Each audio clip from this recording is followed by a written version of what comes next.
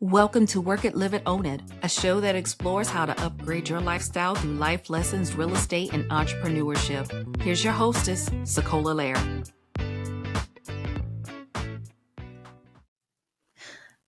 Have you ever thought about becoming a realtor?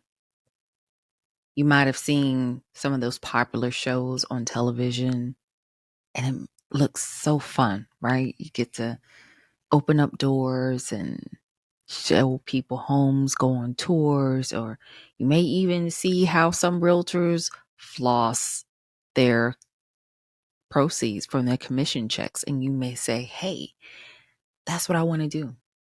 Well, today, this evening, I'm joined by a special guest, literally, Connie Ward.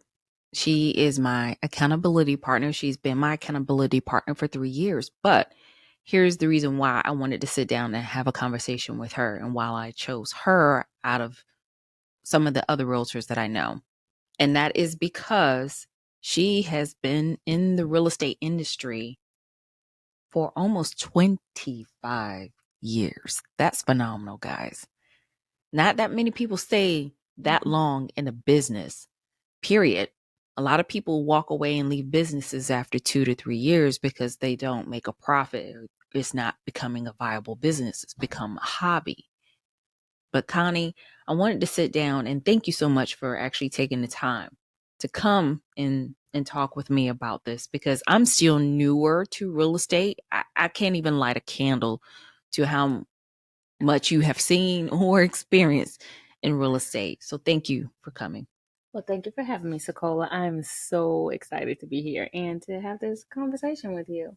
Thank you. Just about I like to say I've been around the world and Yes, you have. So Connie, can you share with us what prompted you, what led you to become a realtor? Because back then, the television shows weren't as popular that we see today, or the reality series. What drew you to real estate? Well, I think from a very young age, probably my teenage years, I was just always enamored by, like everyone, beautiful homes, green grass, and that kind of picture perfect story that, we've been told or read about. And coming from the Northeast, I grew up in the Northeast and I relocated to North Carolina, to Charlotte as a teenager. I was 14 years old. And the lay of the land of topography is very different, right? The style of homes and things like that. But I've always been intrigued by beautiful structures just in general. But from as long as I can remember, I've lived in a house, a home. Not that other, places that we call home are not home, but my grandmother, who is 92 years old, who is still with us today, owned property from before I was born up until now. And so for me, it was just kind of like a natural progression. I thought, I grew up thinking everyone owned a home. I really didn't have that concept of even renting versus owning, because it was just something that wasn't a part of our kind of household conversation.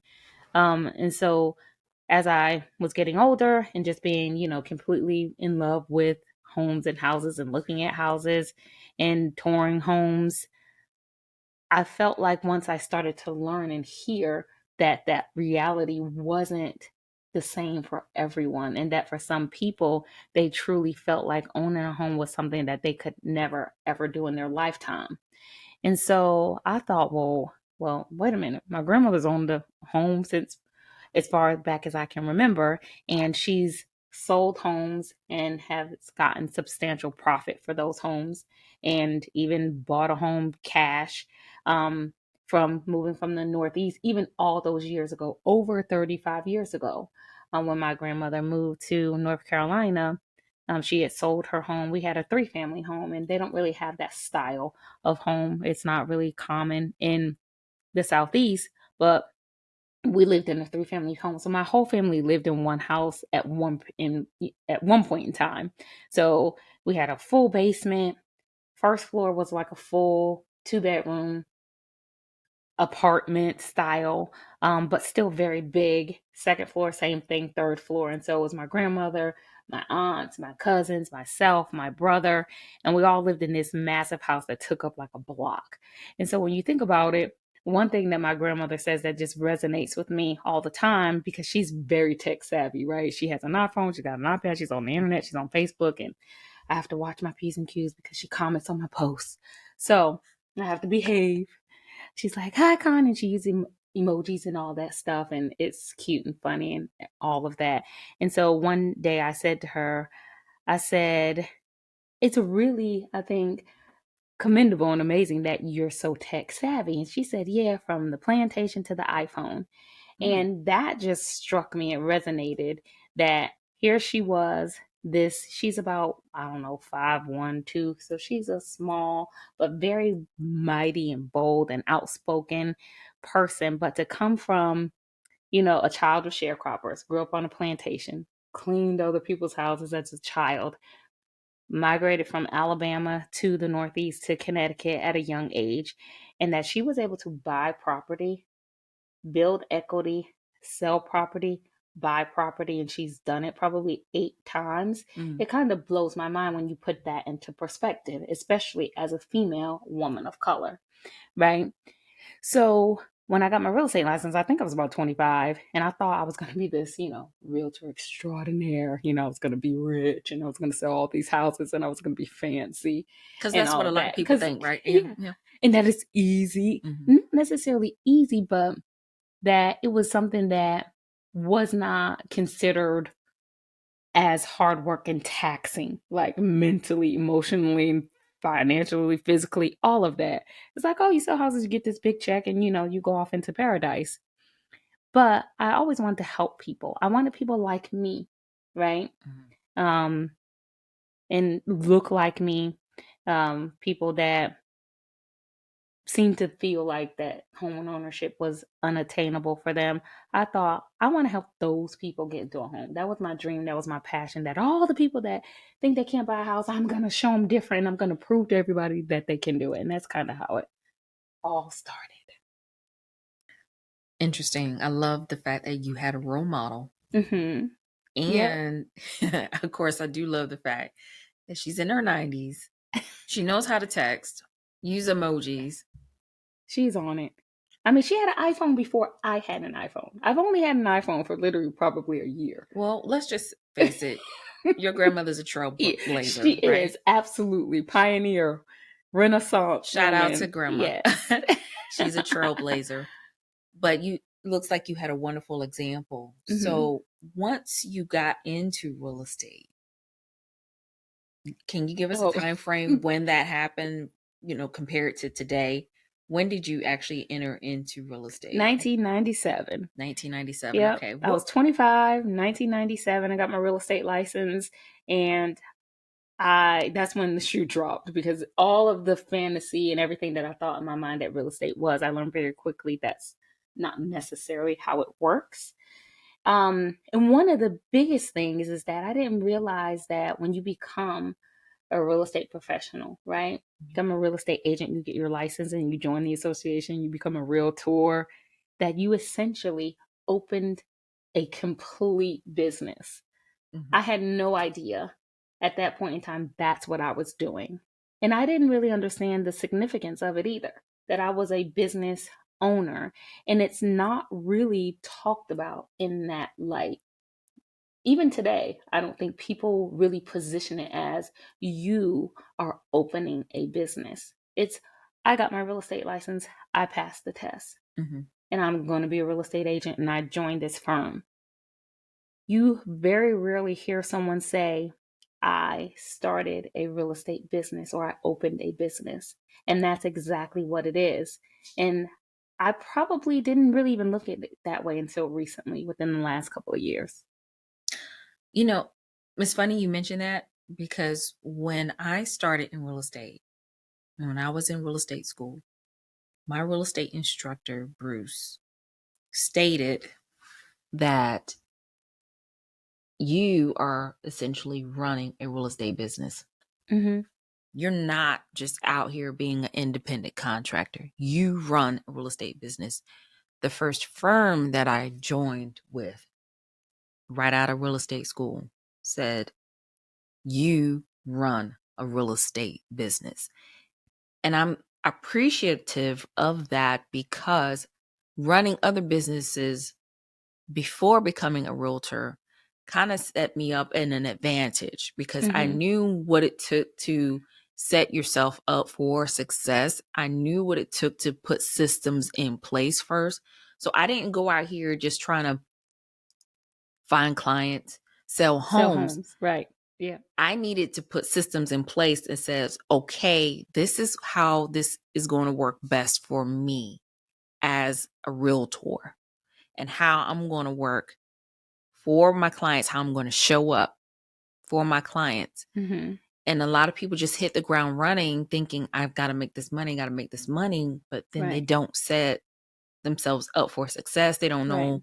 They don't build that foundation. Right. You need Right. an accountant. You need a good accountant. You need a good business attorney. You need to start making these connections. And some people already have those connections. And when Mm-hmm. they do, that's great. A lot of people who I went to class with, their family was already in real estate. So they already had a good foundation. Right. But for the Yeah. ones that don't, like you, Right. it was a complete eye opener, I can imagine, It right? was. And back then, when I first got my real estate license, I went to Coldwell Banker, and it was Coldwell Banker Flow House at the time. And it was a pretty, well established, well known brand and also franchise in the Charlotte metro area. And I thought I had made it, right? I was, big time. And I remember going into the office, and I can remember to this day, I had a black skirt. And this was back when we kind of wore pumps and pantyhose, right? And skirts and little blazers. And it was a white and black checked blazer. And I had my little realtor pin, and I was just fancy. I think I even had like a little leather edge. I don't think it was real leather. I think it was leatherette. It's okay. You showed up. Right. I showed up and I was ready and I was all professional, and I walk in the door and I'm like, I'm here. And that's when the music stopped, really, because then it got really quiet. Because I thought, like, starting a job, my very first job, when I went to a business college, and when I graduated, my first job was with what is now Bank of America, but it was NCNB, and then it became Nations Bank, and then it later became Bank of America. And that was my introduction into the adult working world. My first job, I was working in uptown Charlotte. You show up and you get a desk, you have orientation and all this stuff, and you got pens and notebooks and all that. And so I walk in and it's kind of like, okay, go figure it out. And I don't think I even got a pencil. Now, some firms now, especially, they have training, they have orientation, they have a process. But from the perspective of you've now opened a business and all those other fundamental things that we just talked about that you need to have when you open a business, I didn't have any of that. Mhm. I didn't have accounting in place. I didn't talk to a CPA.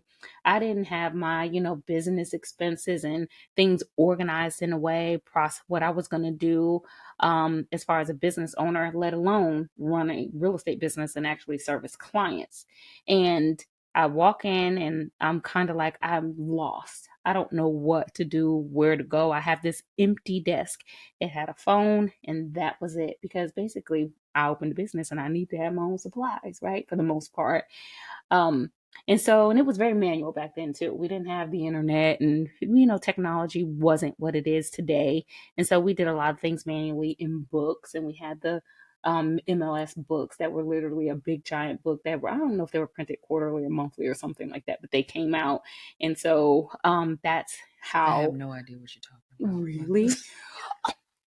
This is back when we were using MapQuest and printing out maps and showing Okay. people homes. When they actually got in the car with you and you went to pick strangers up and they got in your car, Mm. not just Thank meeting goodness we them don't do that now. Thank at the goodness. house. It's like you pick them up and you drive them all over. You might even take them to lunch. So it was very different, but I kind of, wandered around aimlessly for a while, right? Because I was kind of stunned and I was shocked and I really was surprised. And I also thought, okay, I'm going to get a book of business. I'm going to get clients. Like, okay, here are the people that want to buy houses, Connie. Go help them, right? You got your real estate license. I didn't know that I had to actually generate my own business and market and find my own clients and then know what to do, what to say, and then how to manage that process from that initial introduction to the consultation to getting an agency agreement to then becoming a client to showing them houses, getting them pre. None of that. I had no idea. And I thought, okay, oh, and the other thing I thought I got a check. Was like, okay, when do I get paid? I did not know that you do not get paid when you become a real estate agent. There is no check coming on Friday. You don't get paid every 2 weeks, once a month. You don't get paid until you actually, number one, acquire a lead that may become a client that actually buys a home, closes on a home, and then you get a check and you probably have spent more than what the first check is when you finally get it. I had no idea that that's how it worked. I thought that I was going to get a paycheck for showing up because I'm like, I'm here. It's 8 o'clock. I'm going to work till 5. I had no idea that Wow. that's not how it worked. So that was a surprise. But once I kind of got over the initial shock and I realized the reality of how the game was played, how to do it, I am a person where I like when you get a new gadget, right? Or a piece of furniture or whatever, I actually read the manual that comes with it and I follow the rules, the guidelines. It says do it like this. I'm going to follow it step by step. Mhm. And that's kind of how I tackled real estate. I need to learn what is exactly I'm supposed to be doing, right? What are these forms I'm filling out? So that's what I did. I studied those forms and I became an expert at knowing what the documents said. And I think that's what has carried me even during my hiatus when I left, and we could talk about that later, when I came back, is because I knew those forms inside and out. And I was very meticulous with my paperwork, right? Mhm. And organized. So the office administrator ended up quitting or left. I'm not really sure if she quit, but I assume that's what happened because it was abrupt. And so since I was, this very meticulous, organized, neat and tidy, new real estate agent, they said, okay, can you fill in for us temporarily? Mhm. And I ended up doing that job for 2 years. And so I was an agent and I was an office administrator. So I got to make a little bit of commission when I got clients, but I also got to get a check, which was really nice because that made me very nervous that you don't get paid and you got to do all this work and there's no check coming. I got 2 kids. What? I got Right. a young family, right? So my husband, my 2 kids, and I think we had a couple of cats or something. I'm like, I need to actually make money. So that was a really great opportunity. But all of the agents hated me because I was the keeper of the money, the checks, because I was kind of the compliance person. I was the onboarding person. I was the orientation person, getting people acclimated to the office, but I also was the person that reviewed the files. And if they were not correct, that was when the check came to the office and you didn't get it until your file was complete, which is kind of how it goes today. Right. But it was very manual. We even had some documents that were like carbon copies. Okay. I'm familiar with carbon copies, so I can only imagine, wow, how that must have been what everything being digital nowadays. Right. But now, Very manual process back then. so obviously you succeeded in real estate for a period of time, but then you mentioned how you left the industry for a Hmm. time.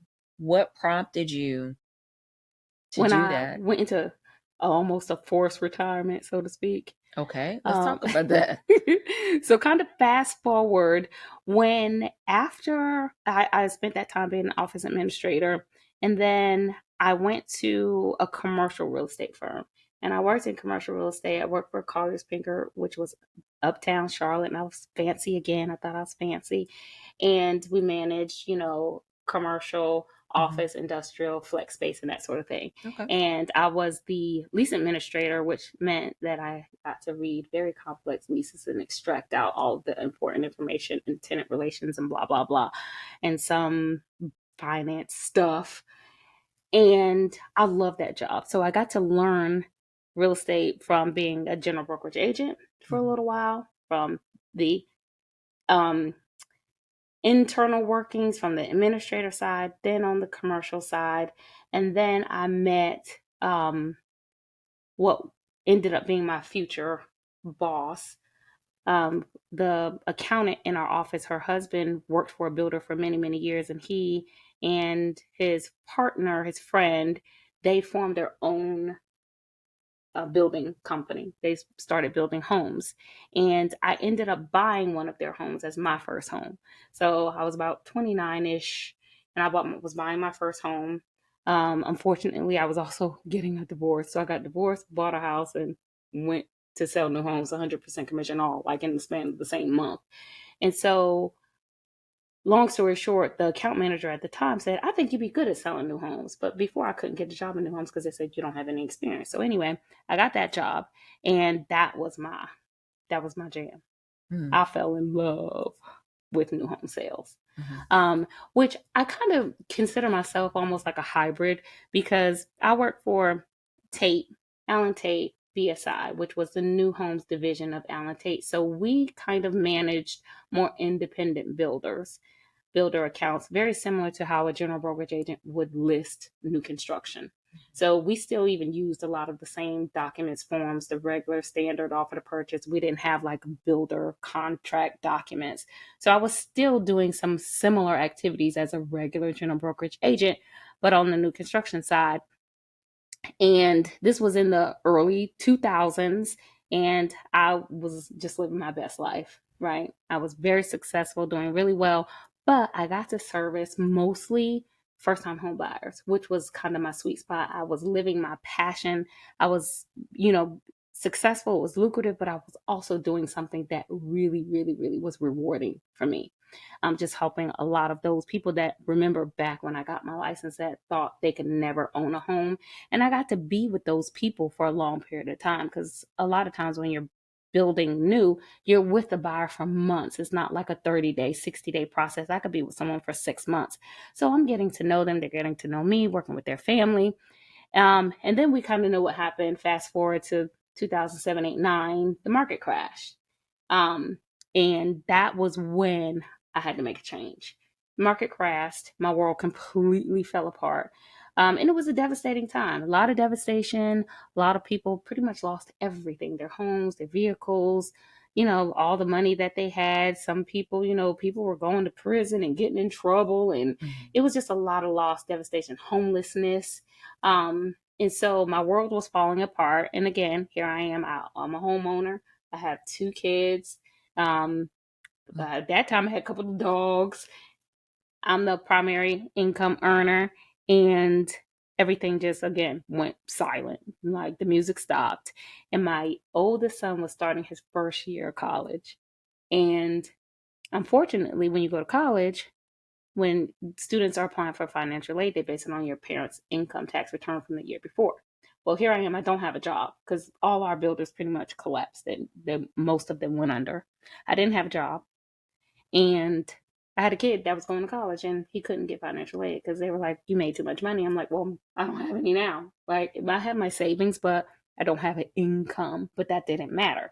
So I kind of was, kind of one foot in and one foot out, trying to think, okay, what am I going to do? So I was like, okay, you know what? I need to bow out gracefully. So I kind of stepped aside, retired, but I went to work for commercial finance that was doing commercial lending.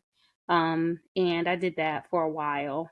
Um, I kind of was in general brokerage a little bit here and there, friends, family, and some clients, but that was just really a kind of a not so great time to be in real estate. And so when I decided to leave real estate completely was around 2013. And I thought, okay, I'm done. I'm retiring and I'm going to go do something else. And I'm never coming back. Mm-hmm. I said I was never coming back. Well, you know what that saying is, right? Yeah. Never Never say never. say never. Absolutely. But during the process from the time that you left, what made you want to come back? What's really interesting? I, every job, almost every job that I've ever had was an unintentional job, Explain that. Let's talk because about that. there weren't usually jobs that I sought out. Okay. When I went to Coldwell Banker, initially, yeah, I wanted to be a real estate agent. I sought that out. Mm-hmm. But when I came in office administrator, I didn't really seek that out. So one thing led to an opportunity that led to an opportunity, and I met someone that would lead into opportunities. I was not planning on selling new construction. I was not planning to go work for a builder because 100% commission terrified me. As a single parent, there's no way. You don't have health insurance, you don't have anything, right? And Right. so that's very scary. And so it wasn't something that I really wanted to do. And so but that opportunity presented itself and I took it, right? And so here I am in the had the the height of my career, then fell off a cliff, and then um COVID happened. So I didn't come back to real estate because I wanted to. I kind of got pushed back into real estate because I lost my job. So here I am, another crisis. COVID happens. I got furloughed and then I got permanently laid off May 15th, 2020. And I thought about, okay, well, I have my real estate license. Maybe I'll do that. But I was mostly crying and in my pajamas and depressed. And then I thought about it and I thought, okay, maybe this is what I'm supposed to be doing. So I'll go back. So January 1, 2021, I said, that's my day. I set a deadline for myself Mm-hmm. to kind of pick myself up and dust myself off. And like, okay, this is enough, sitting in the house with the blinds closed. And I came back and it's just been a blast ever since. Well, good for you. A lot of people make the intentional movements to pursue something. And you said it just happened. It was Yeah, unintentional for you. And it's taking you on an absolutely wonderful journey, yeah. right? Because here you are, a woman who was raising 2 kids on your own in a commission based business. And so not too many people would take that risk, and you took that risk. So that is just absolutely phenomenal on your part. But now, since you've been back, Mm-hmm. you have had the opportunity to do something that has been very impactful for a lot of other realtors, and myself included, which is why I wanted to bring you on.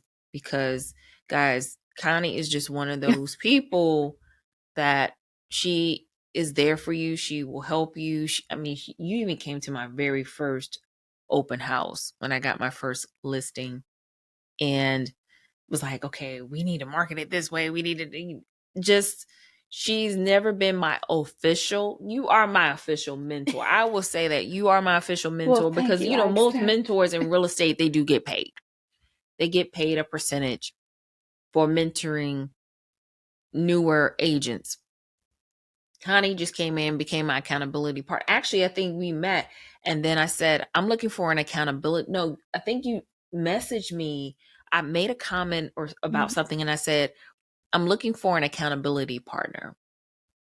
And here's Connie Ward. She just pops up and says, I'll be your accountability partner. And we met virtually every week, pretty much every week. There's been Pretty a some, couple, but yeah, pretty consistently for 3 years.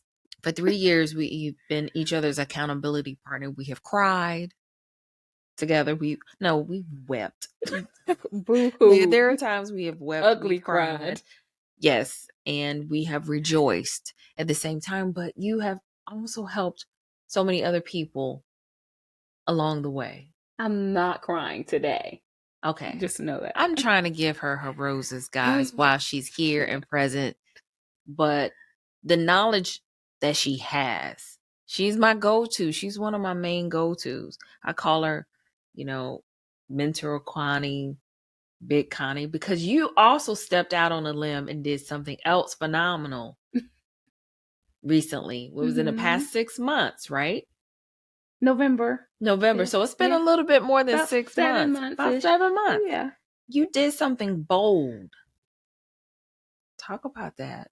What did you do? After 25 years off and on in real estate, you did something bold. You made a bold move. I did. What did you do? Well, I just took my real estate business to the next level, right? Mm-hmm. So I formed my own firm. So I'm an independent broker, which is something that, agents with a certain level of experience can do. But it's one of those things like real estate as a whole that can seem very scary and overwhelming, and that you need this backing behind you. You need this brand, you need this name, or you're not going to make it. And that's pretty much all I need is for somebody to tell me that I cannot do something or that Mm-hmm. I will not be successful doing something, and to, try to show myself that I can do it, not just to prove them wrong, but it's that I can. This is something that I've had a passion and desire to do. And the opportunity presented itself, and I decided to, go for it. I like doing things a specific, particular way.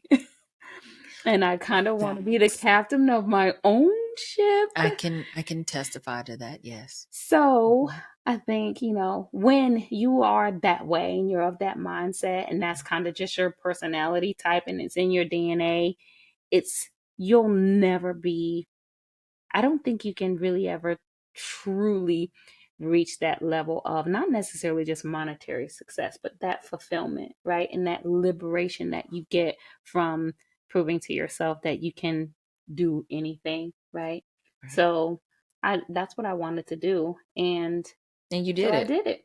You did it. I did it. Yeah. You love going on that roller coaster ride. I do. I do. But you know what? I'm also very blessed too. Because I think that, I don't do things on my own, right? Mm-hmm. And I think that, not to get all religious or anything like that, but none of this stuff has happened by accident, right? Right. And I know that there is a higher power, and I know that God does make ways for me and paths even when I don't see it.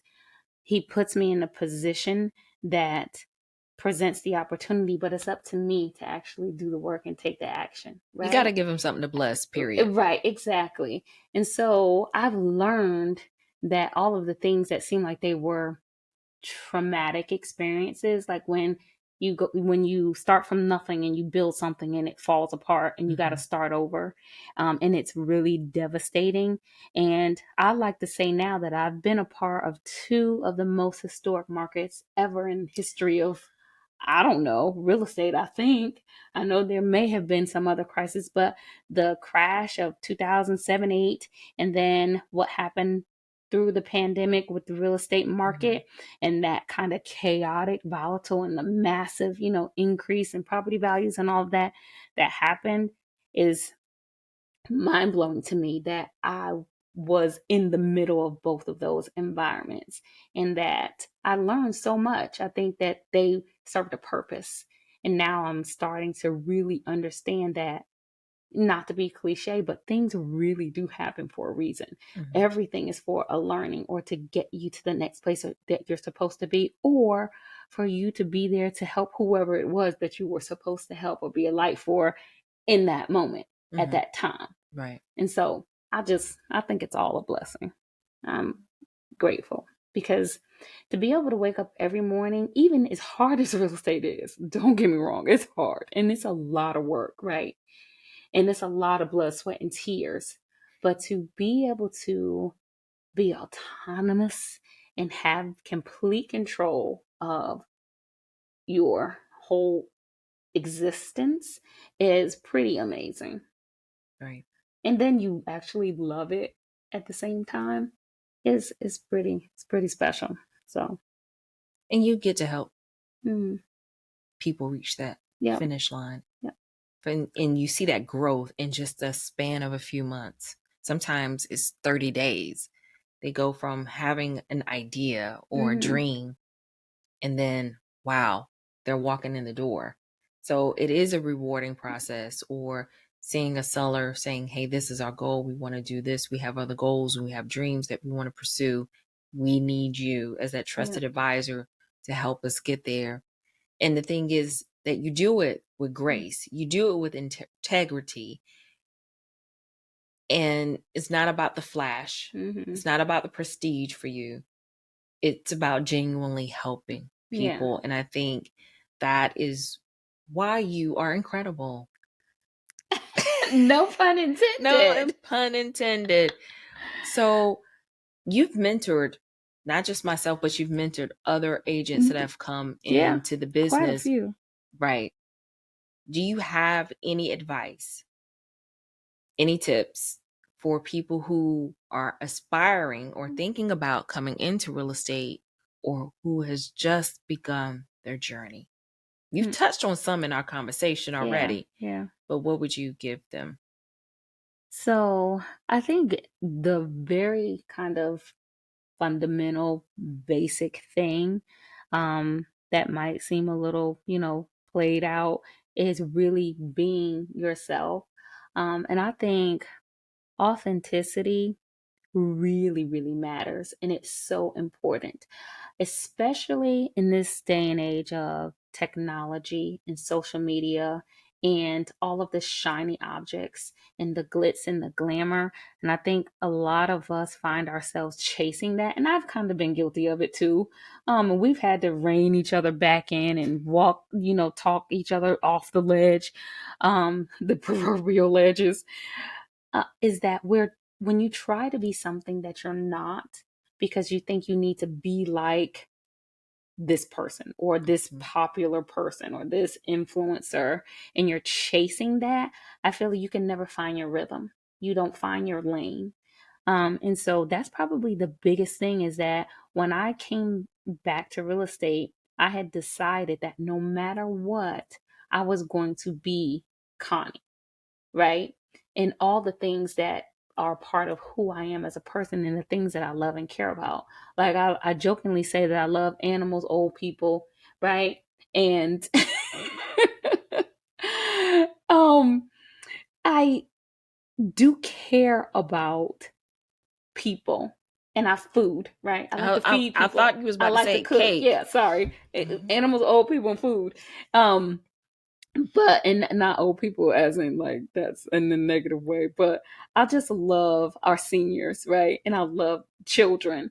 Um, but also inside of that, I didn't want to compartmentalize myself and show up in this space as this and this space as that. I'm like, okay, how can I be Connie, the crazy dog lady, cat lady, baker, realtor, friend, big sister? How can I just be that? We talked through that. Yeah, I And remember that. once I decided that that's exactly what I was going to do, I feel like it just made everything easy. Hmm. I wasn't chasing after whatever Right. and distracted. So I think that is really important to be authentic and also make your business a part of who you are as a whole person. Right.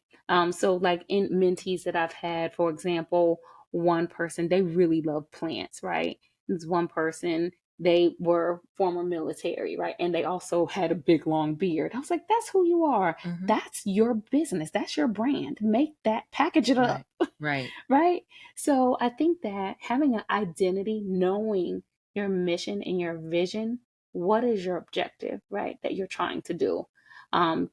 For your clients that you're trying to serve, and then for yourself, right? For that personal, professional satisfaction and reward, and also financially, because we got to make a living too. And how do you um, leverage all of those things to be successful? And then knowing your stuff. I feel like practicing and studying constantly, reading constantly, and really being on top of your game because nobody can ever take that away from you. If you are confident and you know what you're talking about and you know what you're doing, it's going to create, you're going to get that likability. People are going to know, like, and trust you. And it's essential in this space for people to know, like, and trust you. You have to have confidence, and the only way you can get confidence is by knowing what the heck you're doing and what you're talking about. I'm really a huge, huge, huge proponent of knowing what you're doing and that this is not a DIY Mm. profession. It's not a fake it until you make it. It's really knowing exactly what you're doing. So that's what I would tell any new person. Figure out what your identity is, your mission and your vision, your brand, your identity. Be yourself and know your stuff. Study and continue learning. And then there's the fundamental business things of consistency, establishing those fundamental processes and getting into some type of cadence and a rhythm. But the essential things are the first few things, because once you have that confidence, the sky's the limit. When you walk with your chest out, you say it with your chest. And people, they just trust you and they want to work with you. But they can smell it from a mile away when you don't know what you're talking about. So. Right. It's no different than being an educator. Mm-hmm. That first day of school, you're standing up there, you're just as nervous as the kids are, but students smell fear.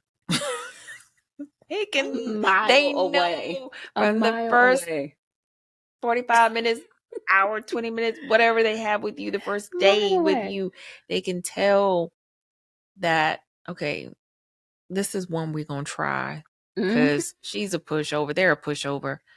It's the same thing with your clients. Yep. One good tip that my real estate instructor told us in class was these contracts, read them every day for 2 weeks. Every day. Out loud. Unfortunately, they change just about every year. They tweak them for the better, I think. Yeah. But know your contracts, know your stuff. And it can be a lot of legalese in there, but then that's when I get with someone like Connie who loves to read through the legalese and say, okay, break this down and put it in everyday vernacular. Because even when I have clients, it's, what does that mean? And for those who've been in real estate a little bit longer, they say, okay, this is why they've included this in there, because they don't give you a backstory. Right. But this is why they've included this, because some firms in our state does this, that, and the other. Okay. That's why you need to have those people around you. If someone is always on you about making sales is important. Sales you need for a viable business, but you also want to set your business up for the long run. A lot of people will leave when the market changes and shifts in real estate because they are not prepared. They didn't prepare themselves for the long haul, right, for the rainy day season, right? So make sure that you're prepared. But to close this out, Connie, what are some of your favorite books or movies that, because we all have our ebbs and flows, our ups and downs in business. Is there anything in particular that you love to watch or read that will put you in a better mood? Well, to put me in a better mood, one thing, before I answer that question real quickly, I want to address when we were talking about knowing the documents, knowing the paperwork. So back in the day, more often than not, you were sitting across the table from your customer, because when new home sales, they were my customers, not my clients. And you were in the upside down position. So I tell my mentees, know your documents inside and out, like the back of your hand, upside down, inside out, upside down, literally, because I would be across the table. So I would have to explain the paperwork from an upside down position.